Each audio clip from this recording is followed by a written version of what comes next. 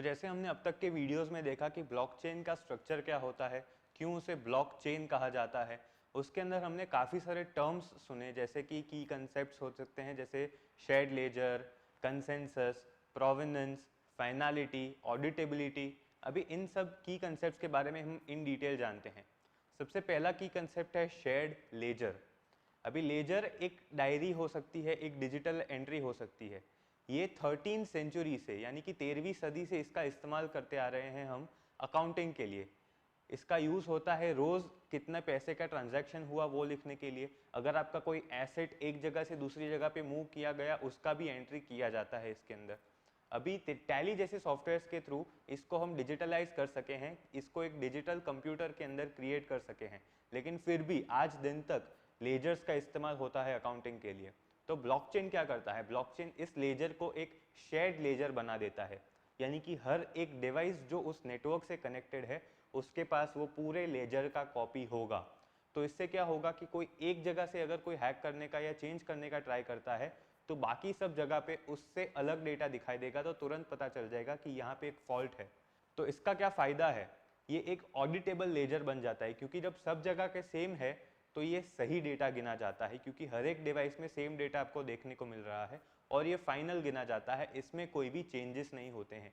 और वो मैंने पहले भी आपको कहा था कि लेजर में जब एक एंट्री बन गया, जैसे मैंने मेरे दोस्त को 100 रुपये देने हैं, मैंने गलती से 110 रुपये उसको दे दिए, तो वो 10 रुपये जब मुझे वापस करना चाहता है तो उसको एक अलग एंट्री ही क्रिएट करना पड़ेगा।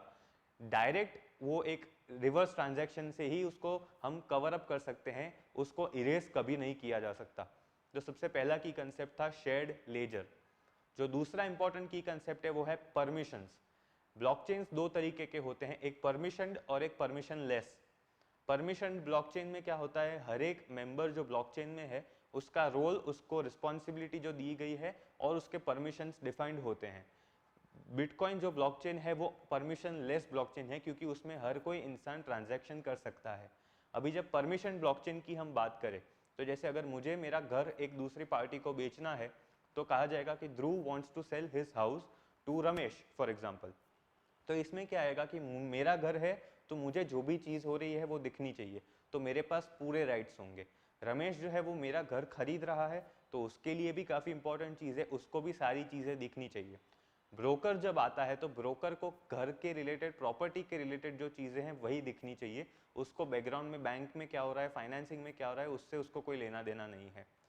बैंक्स का जो रोल है एक घर के ट्रांजैक्शन के अंदर वो है लोन या फिर बैंक टू बैंक जो पैसे ट्रांसफर करते हैं वो। तो बैंक को घर के रिलेटेड कोई काम नहीं है, बैंक को सिर्फ फाइनेंस से मतलब है। तो बैंक्स को सिर्फ उतना ही राइट होगा कि वो फाइनेंस का जो पार्ट है पैसे देने का या फिर घर के जो डॉक्यूमेंट ट्रांसफर करते हैं उसका ही पार्ट बैंक्स देख पाएंगी, बाकी वो देख ही नहीं पाएंगी। तो ब्लॉकचेन इस तरीके से काफ़ी सिक्योर है, क्योंकि जिसका जो काम है उसको उसका काम के रिलेटेड ही मटेरियल दिखने वाला है, उसके अलावा उसको चीज़ें दिखेगी ही नहीं। तो ये दो तरीके के ब्लॉकचेन होते हैं, एक परमिशन और एक परमिशन लेस। जो तीसरा इंपॉर्टेंट कंसेप्ट है वो है कंसेंसस। कंसेंसस यानी कि डेमोक्रेसी कह सकते हैं। बचपन में हम कहते थे कि मेजॉरिटी विंस। तो मेजॉरिटी विंस का मीनिंग क्या है, अगर 10 लोगों में से 7 लोग भी किसी चीज़ पे अग्री करते हैं तो वो चीज़ सही गिनी जाती है। डेमोक्रेसी भी एक तरीके से इसी के ऊपर काम करती है।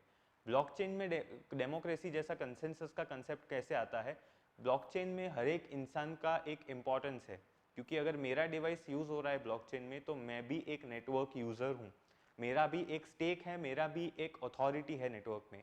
तो इसको कहते हैं प्रूफ ऑफ स्टेक। हर एक इंसान का जो स्टेक है, हर एक इंसान का जो रिस्पॉन्सिबिलिटी है, उसका जो कंट्रीब्यूशन है ब्लॉकचेन के अंदर, वही उसको वैलिडेट करता है।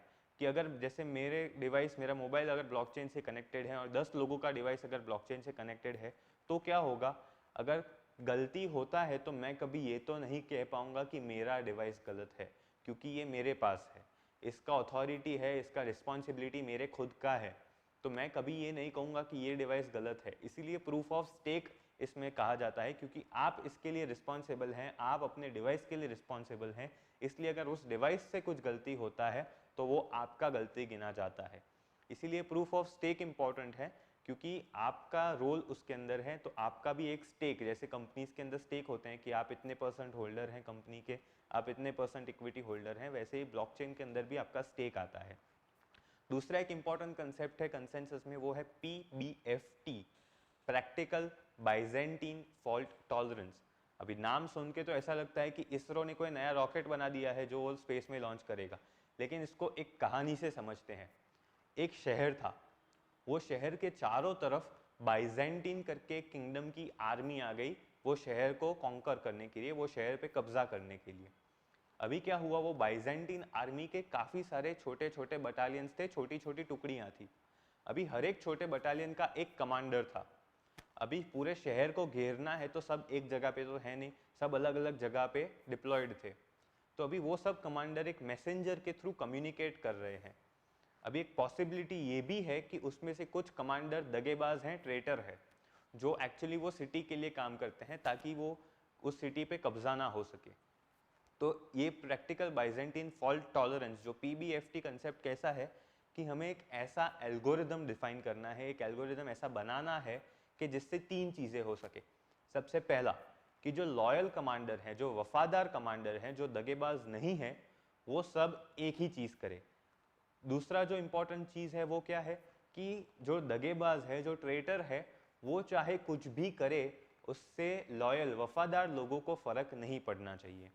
और तीसरा जो इंपॉर्टेंट चीज़ है वो है दगाबाज जो है, वो जो वफादार लोग हैं उसको मिसलीड नहीं करना चाहिए, उसको गलत रास्ता नहीं दिखाना चाहिए। तो ये तीन चीज़ें जब ब्लॉकचेन से रिलेट करते हैं तो क्या होता है कि जब सब लोग कह रहे हैं, अगर ब्लॉकचेन के अंदर 10 लोग हैं, उसमें से अगर 2 लोग दगाबाज हैं तो क्या होगा, 2 लोग अगर डेटा में कुछ भी करते हैं तो डेटा, जो वफादार लोग हैं उनके डेटा को कुछ नहीं होना चाहिए। जो दूसरा चीज़ है कि अगर 2 लोग चेंज करते हैं कोई भी डेटा के अंदर तो बाकी जो 8 लोग हैं उनके डेटा के अंदर कोई चेंज नहीं होना चाहिए।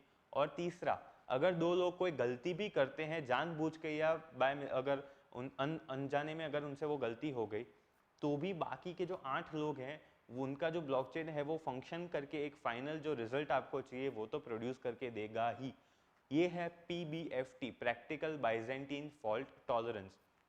तो ये हो गया एक कंसेंसस का अग्रीमेंट कि कंसेंसस कैसे हम रीच करते हैं ब्लॉकचेन में। और जो आखिरी इंपॉर्टेंट चीज़ है वो है स्मार्ट कॉन्ट्रैक्ट्स।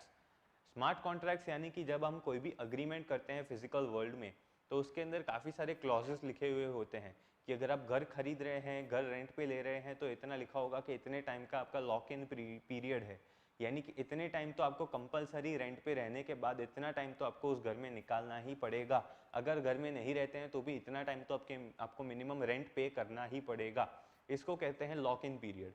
अभी ये एक रूल डिफाइन हो गया कि अगर आप घर पे रेंट पे रह रहे हैं तो ये रूल आपको फॉलो करना ही पड़ेगा। इसको कहते हैं स्मार्ट कॉन्ट्रैक्ट। ब्लॉकचेन के अंदर स्मार्ट कॉन्ट्रैक्ट्स डिजाइन करने में आते हैं कि जिससे क्या हो कि कोई भी ट्रांजैक्शन हो रहा है तो इतने इतने पैरामीटर सेटिस्फाई करने ही चाहिए।